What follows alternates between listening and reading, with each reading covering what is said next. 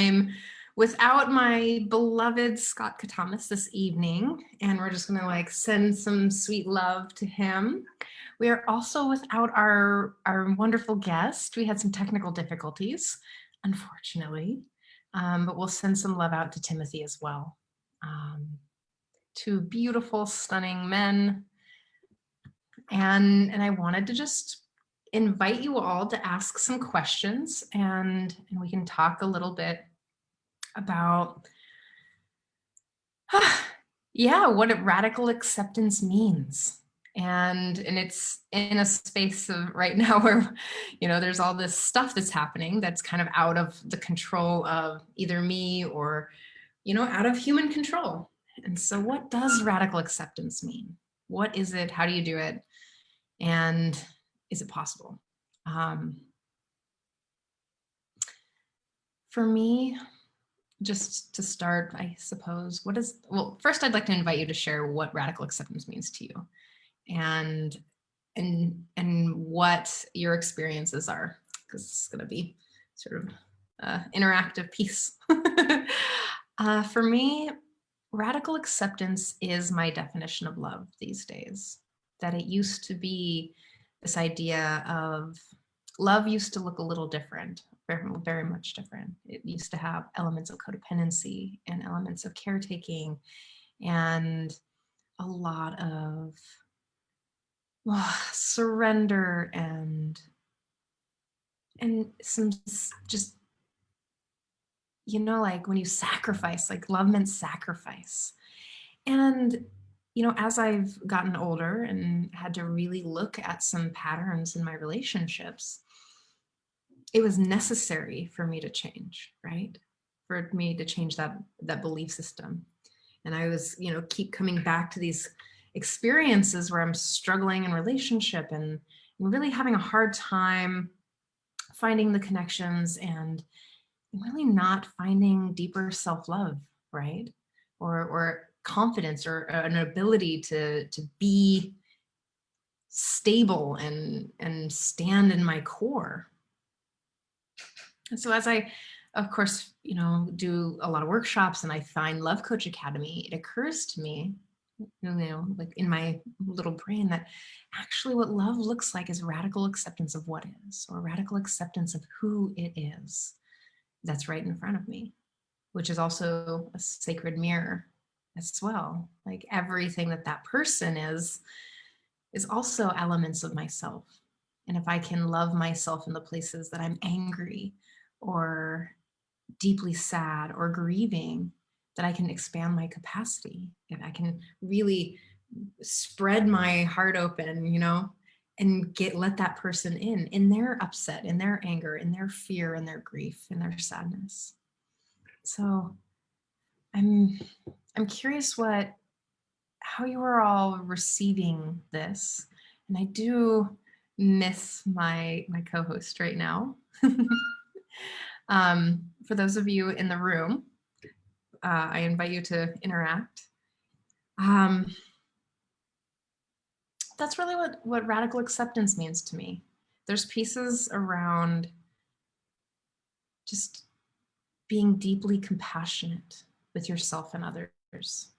That the acceptance of whatever is in the moment, whatever you're feeling, which was, you know, a big post that I wrote today, is about allowing yourself to feel. So, you know, we're human beings, surprise, and we're going to have emotions and we're going to have upsets and we're going to be, you know, we're going to have all the stuff that comes up in our human body, which is pain and pleasure and all of the experiences. And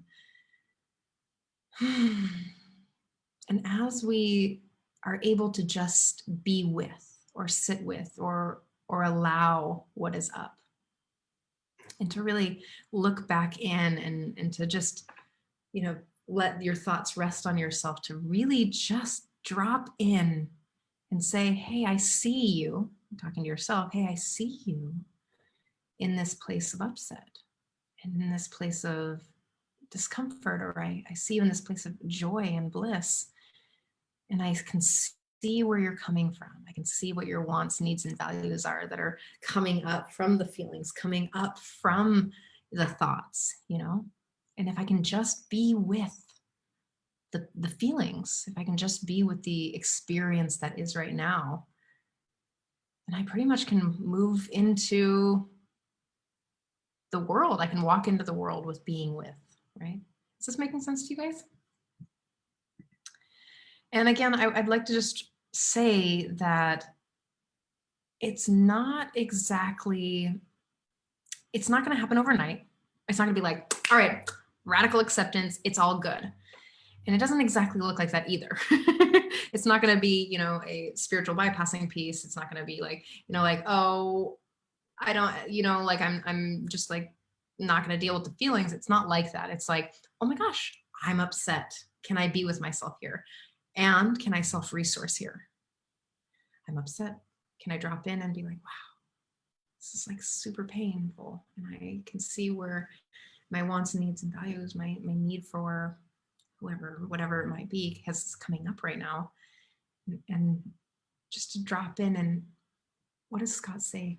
It's such a beautiful piece. It's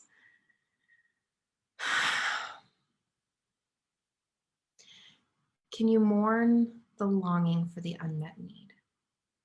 Because the need and the value and the want often comes from a really beautiful human, universal human need.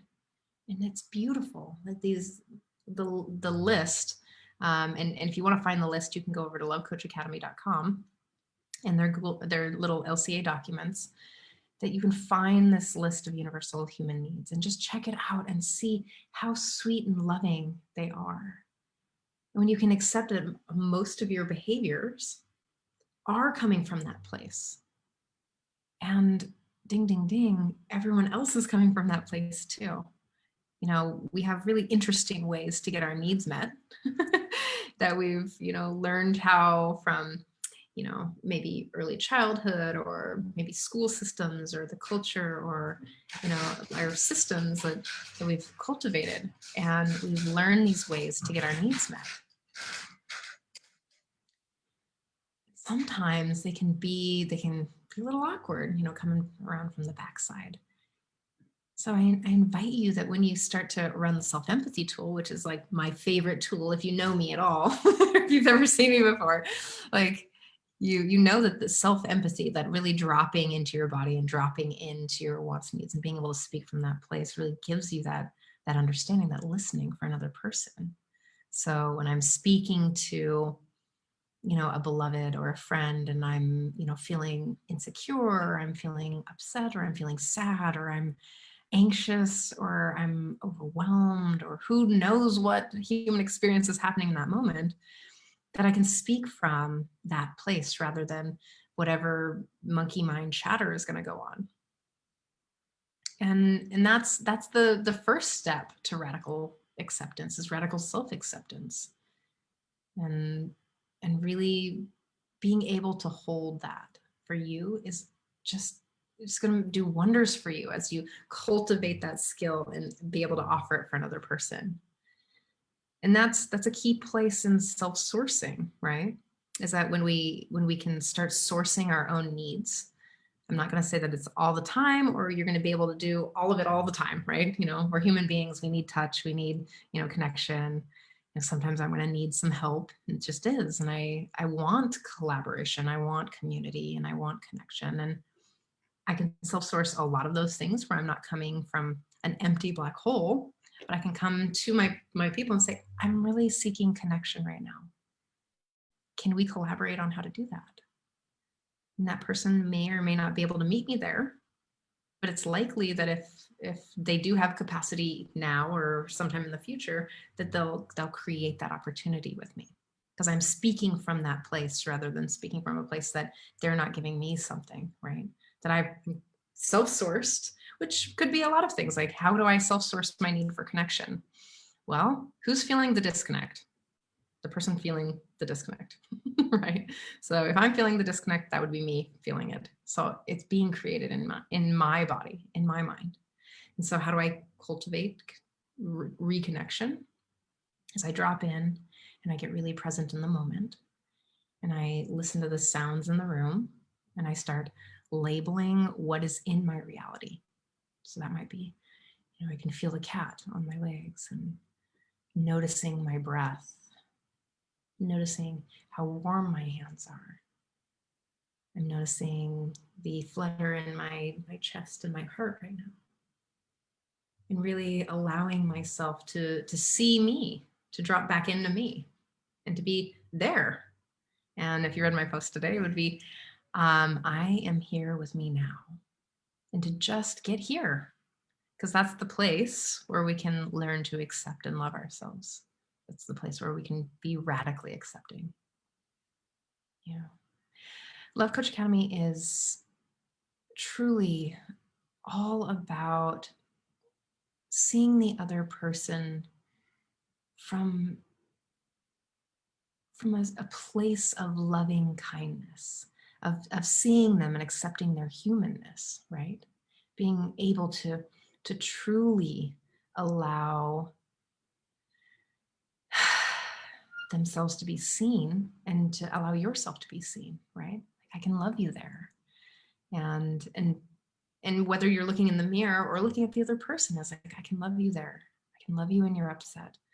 I just had a friend recently reach out, and they apologized for dropping their, heavy reality on me. And I had invited it, right? And I was like, oh, you don't need to apologize for being real and honest. I can tell you if I have the capacity or not to hold space, but to really allow that person to be seen in their pain, to be held in their pain, to be experienced as that person in a beautiful way. Like, I'm not looking at them as being wrong or bad or something negative or something that's not a full, complete human. They're perfect the way they are. And they're having an experience that feels this way. And can I just be with that person and really feel them? Can I connect to their experience in an empathetic way?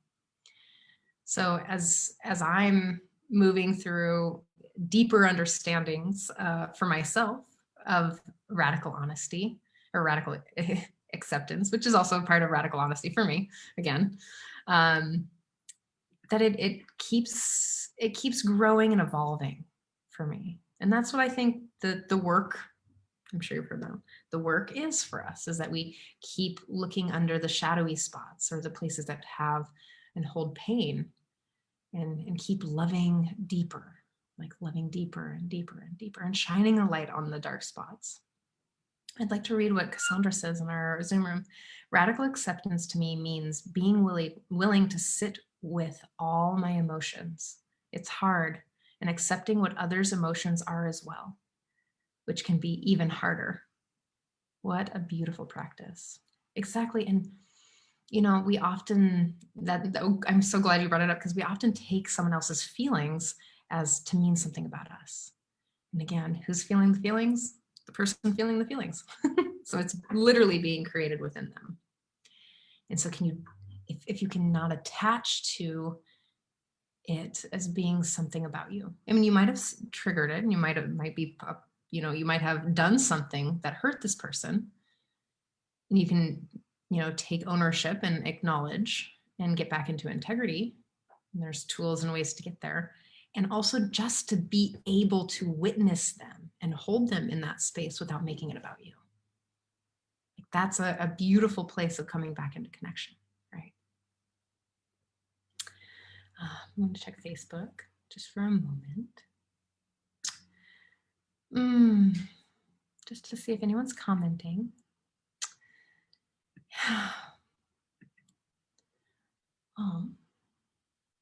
I don't know much more to say about radical acceptance at this moment.